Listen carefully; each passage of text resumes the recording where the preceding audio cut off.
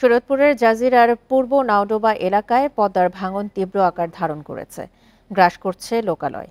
স্থানীয়দের অভিযোগ, প্রভাবশালীরা নদী থেকে অবৈধভাবে বালু তোলার কারণে এই ভাঙন দেখা দিয়েছে।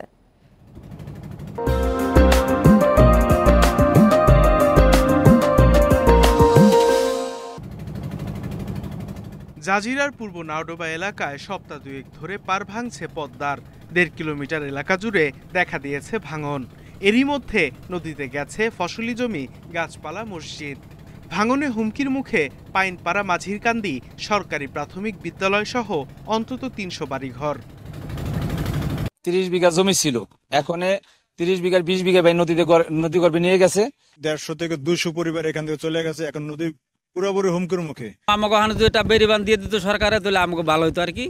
আর কথা হলো, মনে করেন যদি সরকারে যদি এই ডেজার্টটি ফিরে দিত তা আর ভালো হইতো। নদী থেকে অবৈধভাবে খনন যন্ত্রের মাধ্যমে বালু তোলায় এমন ভাঙন দেখা দিয়েছে বলে অভিযোগ স্থানীয়দের। এই বাড়িঘর বিলীন হয়ে যাচ্ছে এই মাটি কাটার কারণে। গত এক সপ্তাহে প্রায় ৩০০ ঘরবাড়ি নিয়ে তারা অন্যত্র আশ্রয় নিয়েছে।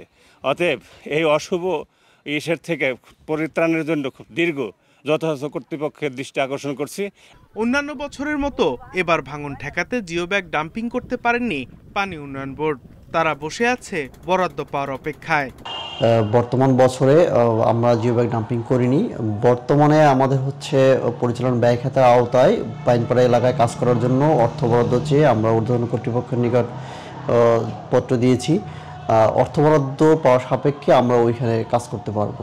পদ্মার ভাঙন ঠেকাতে খনন যন্ত্রের মাধ্যমে বালু তোলা বন্ধ সহ স্থায়ী বেড়িবাঁধ নির্মাণের দাবি জানাচ্ছেন স্থানীয়রা। Independent news. শরীয়তপুরের নদী ভাঙন নিয়ে আরো জানাতে শরীয়তপুর থেকে যোগ দিচ্ছেন সহকর্মী সগির হোসেন। সগির, ভাঙন বাড়ার পরে অবৈধভাবে বালু তোলা কি বন্ধ হয়েছে? স্থানীয়দের আপত্তির পর কিভাবে এই ধরনের কর্মকাণ্ড ঘটছে, আর প্রশাসন কেন বসে আছে এতদিন পর্যন্ত?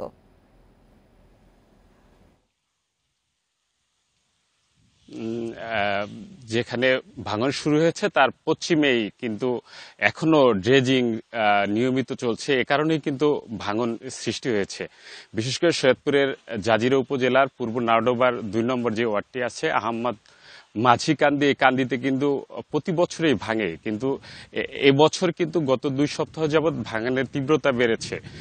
আমরা দেখেছি যে আমরা এক ব্যক্তির সাথে কথা বলেছি যার নাম আনোয়ার হোসেন মাঝি। তিনি যেমনটা জানিয়েছেন যে তার বাবার ৩০ একর জমি ছিল, সেই জমি ভেঙে প্রায় ২০ একর জমি নদীগর্ভে চলে গেছে। পাশাপাশি যে ১০ একর জমি রয়েছে সেই জমিতেও যে ঘরবাড়ি ছিল তাও এই ভাঙনের কবলে পড়ে তারা সরিয়ে নিয়েছে।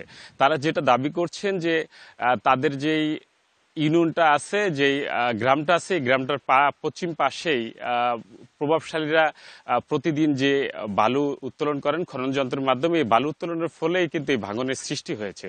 তারা এখন ভাঙনের দিশেহারা। কেউ ওইখান থেকে ট্রলারের মাধ্যমে বাড়িঘর অন্যত্র সরিয়ে নিচ্ছে। আমরা দেখেছি যে মাঝির যেই মঙ্গল মাঝির ঘাটটি রয়েছে, এই ঘাটের পাশেই কিন্তু তারা অনেকে আশ্রয় নিয়েছেন। তো আমরা উপজেলা প্রশাসনের সাথে কথা বলেছি। তারা যেমনটা জানিয়েছেন যে আমরা ২০০ ভাঙন কবলিত মানুষ পরিবারের তালিকা করেছে, যে তালিকাতে তাদের তালিকা করে তাদের সহযোগিতা করা হয়েছে। পাশাপাশি বৈরী আবহাওয়ার কারণে এখন যেতে পারছে না, তারা গিয়ে এটা পুনরায় আবার সহযোগিতা করবেন। এছাড়া আমরা পানি উন্নয়ন বোর্ডের কর্মকর্তাদের সাথে কথা বলেছি। তারা যেমনটা জানিয়েছেন যে প্রতি বছরই ভাঙন ঠেকাতে কিন্তু তারা জিও ব্যাগ ডাম্পিং করেন। এবছর কিন্তু তাদের বরাদ্দ নেই। তারা ঊর্ধ্বতন কর্তৃপক্ষের বরাবর আবেদন করেছেন। আবেদনের প্রেক্ষিতে তাদের বরাদ্দ আসলে তারা এই ভাঙন রোধে কাজ করবেন। তবে স্থানীয়দের দাবি যে ভাঙন কবলিত এলাকাটি রয়েছে এখানে যেন শক্তপোক্ত একটা বেড়িবাঁধ দেওয়া হয়, পাশাপাশি তাদের যেন সরকারিভাবে থাকা জায়গা করে দেন। এই ছিল জাজিরা ভাঙনের সর্বশেষ। শরীয়তপুরের জাজিরা থেকে নদী ভাঙনের সবশেষ তথ্য নিয়ে জানাচ্ছিলেন সগির হোসেন।